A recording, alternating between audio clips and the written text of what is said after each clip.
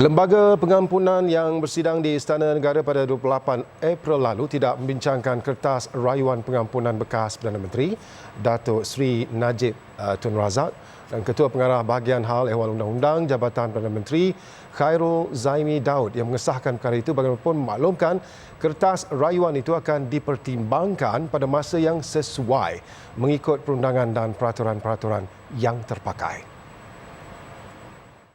Beliau yang juga Setiausaha Lembaga Pengampunan bagi Wilayah Persekutuan Kuala Lumpur, Labuan dan Putrajaya dalam satu kenyataan berkata, lembaga yang bersidang 28 April lalu mempertimbangkan 10 kes rayuan pengampunan di bawah Peraturan 54 dan Peraturan 113 Akta Penjara 2000. Tambah beliau mengikut perkara 42 Perlembagaan Persekutuan yang di-Pertuan Agong berkuasa memberi ampun, tunda hukum dan lega hukum berkenaan dengan segala kesalahan yang telah dibicarakan oleh Mahkamah Tentera dan segala kesalahan yang dilakukan di dalam wilayah Persekutuan Kuala Lumpur, Labuan dan Putrajaya. Manakala Raja atau Yang di-Pertua Negeri pula berkuasa memberi ampun, tunda hukum dan lega hukum berkenaan dengan segala kesalahan lain yang dilakukan di dalam negeri-negeri tersebut. Datuk Seri Najib ketika ini sedang menjalani hukuman penjara 12 tahun selepas Mahkamah Persekutuan pada Mac lalu menolak permohonan bekas Perdana Menteri untuk menyimak semula sabitan dan hukuman dikenakan terhadapnya